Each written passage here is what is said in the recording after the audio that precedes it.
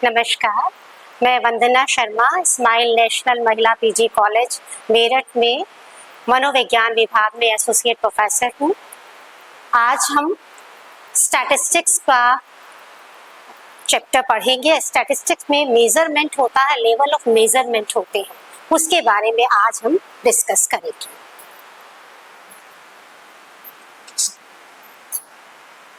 मनोविज्ञान में स्टैटिस्टिक्स का जो पर्पस होता है, स्टैटिस्टिक्स हमेशा नंबर्स के साथ डील करता है। तो अब होता है कि हम मेजर कैसे करें, कितने तरीके के वेरिएबल्स होते हैं, हम किस किस तरीके के स्केल यूज करते हैं। तो मेजरमेंट के लेवल होते हैं, तो जिसे हम लेवल्स ऑफ जो मेजरमेंट है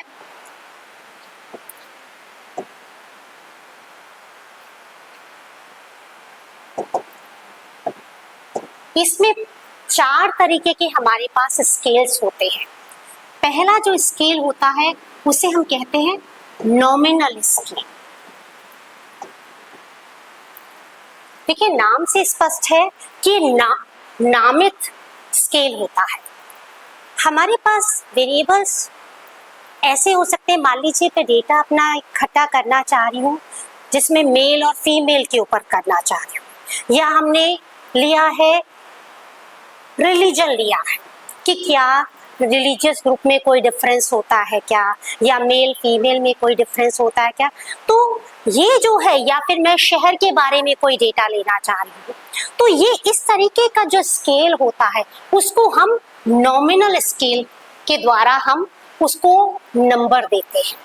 देखिए, यहाँ पर क्या होता है, जैसे मेल को मान लीजिए मैंने मेल और फीमेल के ऊपर डेटा इकट्ठा किया, तो अब मुझे कंप्यूटर में वो डालना पड़ेगा, तब मैं जाकर अपनी स्कोरिंग करूंगी, तब मैं जाकर अपना पूरा का पूरे आगे का रिसर्च को प्रोसीड करूंगी।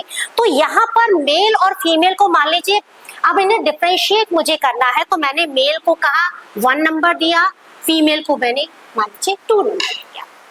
तो अब क्या है, देखिए ये जो 1 और 2 है ये अपने आप में एक ऐसे नंबर नहीं है जिन्हें मैं जोड़ सकूं या इनका कोई एवरेज निकाल सकूं। ये बेसिकली फ्रीक्वेंसी के ऊपर हो रहे हैं। तो इस तरीके का जो स्केल होता है ये नॉमिनल स्केल होता है, जिसमें जो नंबर दिए जाते हैं वो उसको आइडेंटिफाई करने के लिए दिए जाते हैं। तो पहला वाला जो हमारा स्केल होता है वो नॉमिनल स्केल होता है। अब हम बात करेंगे दूसरा जो स्केल है वो होता है ऑर्डिनल स्केल।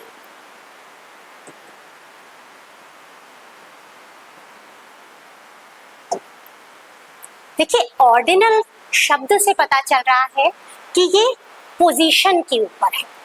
मान लीजिए हम क्लास में बच्चों को ये देखना चाह रहे हैं कि उनको हमने एक टेस्ट दिया और उनके कौन सी पोजीशन पे कौन बच्चा आ रहा है, तो हम सबसे पहले क्या करते हैं, उनके मार्क्स लिखते हैं।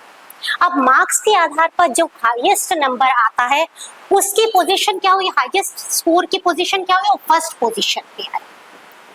उससे जो कम वाला है, मान लीजिए बच्चे के मेरे पास 5 बच्चे, एक के हैं 85 है, एक के 83 है, एक का है 80 है, एक का है 70 है, एक का 91 है।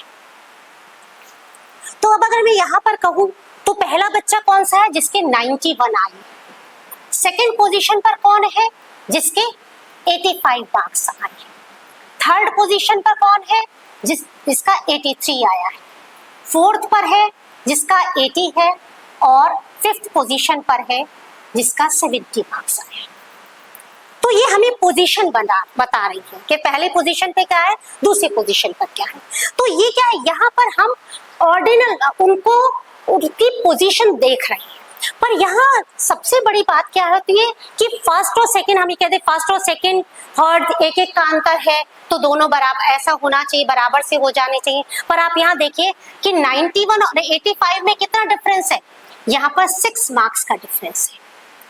85 और 83 में कितने नंबर का डिफरेंस है, 2 नंबर का डिफरेंस है। 83 और 80 में कितने नंबर का डिफरेंस है, 3 नंबर का डिफरेंस है। तो यहाँ पर जो डिफरेंस है, ऑर्डिनल पोजीशन आपको सिर्फ ये बता रहा है कि उसकी वहां पर वो स्टैंड कहाँ कर रहा है, पर इन दोनों के बीच इसका ये मतलब नहीं है कि ये अगर फर्स्ट और सेकंड है तो इससे दुगना हो जाए, या इनके बीच में जो नंबर है, जो इनके बीच का जो डिफरेंस है वो एक जैसा ही रहेगा, ऐसा नहीं होता है। यहाँ पर अलग अलग पोजीशन, किसी और क्लास में अगर हम कंपेयर करें, दूसरे डेटा को हम कंपेयर करें, तो वहां पर हो सकता है पहला बच्चा जो है उसके 70 मार्क्स हो, फर्स्ट पोजीशन जो है वो 70 मार्क्स वाला हो, सेकंड पोजीशन जो है वो 69 मार्क्स का हो। तो यहाँ पर क्या है, 1 का डिफरेंस हो रहा है, पर पोजीशन यहाँ पर भी 2 पोजीशन हो रही है और यहाँ पर भी फर्स्ट और सेकंड पोजीशन हो रही है, पर दोनों में बराबर नहीं है। तो यहाँ पर सिर्फ हम क्या देख रहे हैं कि ये नंबर के आधार पर हम उनकी पोजीशन देखते हैं। तो इस तरीके का जो डेटा होता है, इस तरीके का जो स्केल होता है वो ऑर्डिनल स्केल होता है। इन दो फर्स्ट और सेकंड में से ऐसा नहीं है कि फर्स्ट और सेकंड में जितना डिफरेंस होगा वो सेकंड और थर्ड का डिफरेंस भी उतना ही होगा, ऐसा नहीं होता है। तो यहाँ पर जो हम स्टैटिस्टिक्स यूज करेंगे ऑर्डिनल के लिए, वहां पर हमारे पास अगर कोरिलेशन निकालना है तो हम रैंक डिफरेंस कोरिलेशन निकालते हैं। यहाँ पे हम रैंक दे रहे हैं, तो इसमें अलग तरीके की स्टैटिस्टिक्स यूज हो गई। तो जो ये हम जितने स्केल्स यूज करते हैं ये डिसाइड करेंगे कि मुझे आगे स्टैटिस्टिक्स कौन सी यूज करनी है। अब हमारा जो थर्ड स्केल होता है वो होता है इंटरवल स्केल,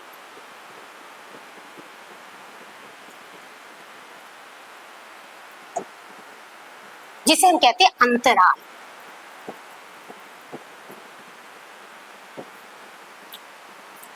देखिए, जैसे हम लोगों ने देखा है कि टेम्परेचर पे हम निकालते हैं, 20 डिग्री सेल्सियस है, 30 डिग्री सेल्सियस है, 40 डिग्री सेल्सियस है। तो इनमें अगर आप डिफरेंस ये देखेंगे तो 20 और 30 के बीच में जितना अंतर होता है, 30 और 40 के बीच में, मतलब ये क्या है कि जस्ट ये जो भी अंतर होगा इसमें इक्वल चीजें रहती है। ऐसा नहीं है कि ये पोजीशन हम कहते हैं फर्स्ट सेकंड थर्ड पोजीशन पर है, तो फर्स्ट पोजीशन पे ये है, सेकंड पर ये है और थर्ड पर ये है, तो इन दोनों के बीच में बिल्कुल बराबर तरीके का अंतर हमें देखने को मिलता है। यहाँ पर हमें ट्रू जीरो नहीं होता, पर अगर पानी गर्मी अगर 5 डिग्री की है और दूसरे में 10 डिग्री का अंतर आ रहा है, तो इसका मतलब क्या है कि 10 डिग्री बिल्कुल 5 डिग्री से जस्ट डबल है। हम वो कह सकते हैं कि फर्स्ट पोजीशन पे 5 डिग्री था, सेकंड पोजीशन पे 10 डिग्री है अगर, तो ये जस्ट उसके बिल्कुल डबल होगा। यहाँ पर ट्रू जीरो नहीं होता है, पर इन दोनों के बीच के जो अंतर होते हैं उनमें ऐसा नहीं है कि वेरी कर रहा हो। अगर 5 डिग्री का है, यहाँ पर 10 डिग्री का है और 10 से अगला वाला 20 डिग्री का है, तो ये 10 से दुगना गर्म 20 डिग्री होगा, 20 से दुगना गर्म 40 डिग्री होगा। तो यहाँ पर जो हमारा जो गैप है, जो डिफरेंस है, वो हम देख सकते हैं कि वो उनके बीच में एक समानता रहती है, जबकि ऑर्डिनल पोजीशन में गैप में हमें समानता नजर नहीं आती है। फोर्थ टाइप का जो हमारा स्केल होता है उसको हम कहते हैं रेशियो स्केल।